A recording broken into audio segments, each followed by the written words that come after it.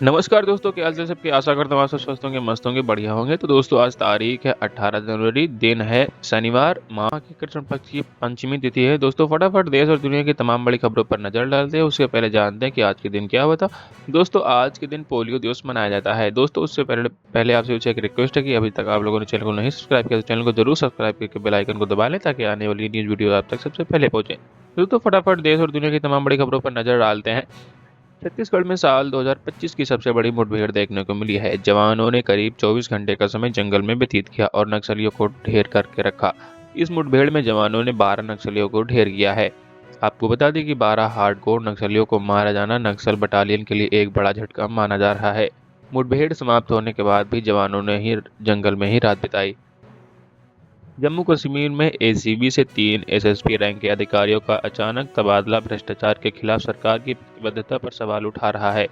PDP अध्यक्ष महबूबा मुफ्ती ने आरोप लगाया है कि यह तबादले श्रीनगर स्मार्ट सिटी लिमिटेड में हुए घोटाले की जांच करने को रोकने के लिए किए गए हैं।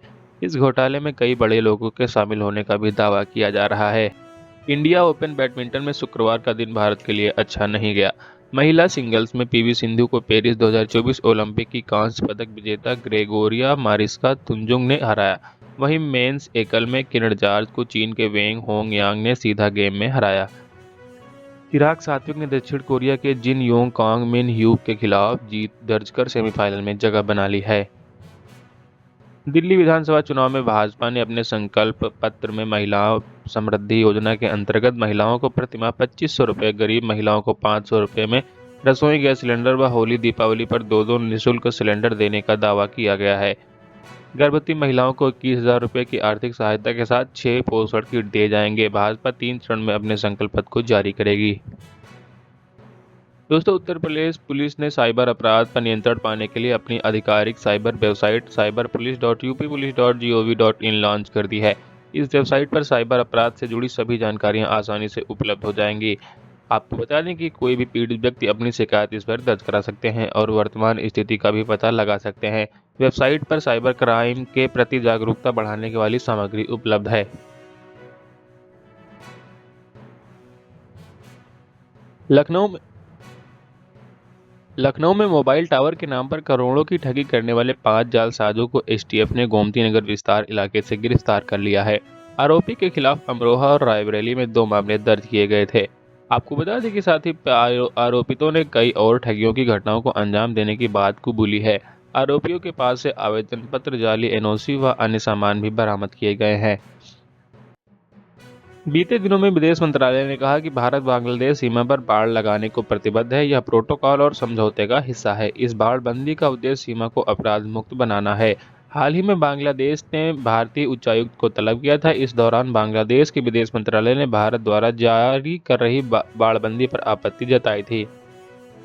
उत्तर पश्चिम भारत में ठंड के साथ बारिश का दौर जारी रहेगा। पश्चिमी विक्षोभ की वजह से बारिश और बर्फबारी कई राज्यों में देखने को मिलेगी। हिमाचल प्रदेश और राजस्थान के कुछ हिस्सों में कोल्ड डे की स्थिति देखने को मिल सकती है।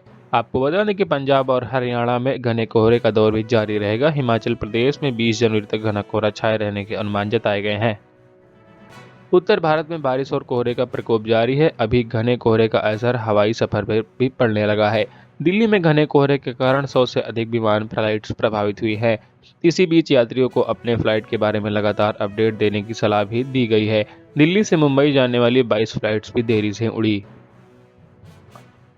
चीन में लगातार जनसंख्या की गिरावट दर्ज की जा रही है। इससे शी जिनपिंग प्रशासन के सामने कई चुनौतियां खड़ी हो गई हैं। विशेषज्ञों ने आगे इसमें आने की तेजी आने की चेतावनी भी जारी की है। चीन के अलावा जापान में भी जनसंख्या तेजी से गिर रही है। माना जा रहा है कि मौजूदा पीढ़ी कम बच्चे पैदा करने को प्राथमिकता दे रही है। वहीं स्वास्थ्य सेवाओं में प्रगति होने से जीवन प्रत्याशी भी बढ़ी है। इजरायल और हमास के बीच गाजा में युद्ध विराम और बंधकों की रिहाई को लेकर सहमति जताई गई है। इसी समझौते को इजरायल के मंत्रिमंडल की सहमति भी मिल गई है। सीज फायर समझौते के तहत 15 महीने पुराना युद्ध भी खत्म हो जाएगा। इसे लेकर शनिवार को इजरायल की रक्षा मंत्री में बैठक हुई है। कैबिनेट में सहमति बनने के बाद अब सरकार इस पर फैसला लेगी। वर्ल्ड बैंक ने भारत दक्षिण एशिया की आर्थिक विकास दर को लेकर अपना अनुमान जारी कर दिया है और इसी को लेकर भारत की जीडीपी दर को लेकर भी लेटेस्ट एस्टीमेट निकाला है। वर्ल्ड बैंक के दक्षिण एशिया के लेटेस्ट ग्रोथ अनुमानों के मुताबिक अप्रैल 2025 से आगामी 2 वित्तीय वर्षों के लिए भारत की आर्थिक विकास दर या जीडीपी 6.7% प्रतिवर्ष पर स्थिर रहने का अनुमान जताया गया है। कुल मिलाकर दक्षिण एशियाई देशों में भारत की आर्थिक विकास के अच्छे और सकारात्मक रूप से आगे बढ़ने का अनुमान वर्ल्ड बैंक ने लगाया है।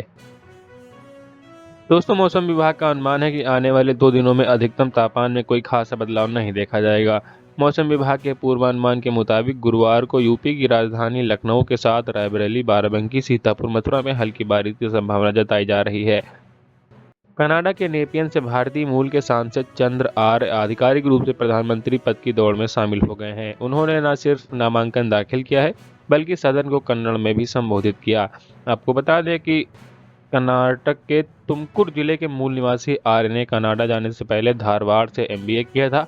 इस सप्ताह की शुरुआत में उन्होंने ऐलान किया था कि वे कनाडा के प्रधानमंत्री पद के लिए चुनाव लड़ रहे हैं।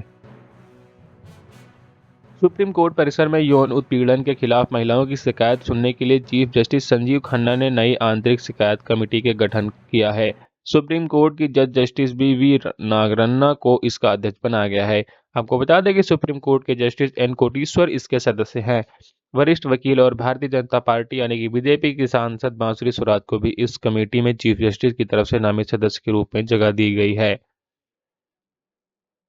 संसद का बजट सत्र 31 जनवरी से शुरू होगा। पहले दिन राष्ट्रपति का अभिभाषण होगा और 1 फरवरी को बजट पेश किया जाएगा। बजट सत्र का पहला चरण 31 जनवरी से 13 फरवरी तक और दूसरा चरण 10 मार्च से 4 अप्रैल तक चलेगा।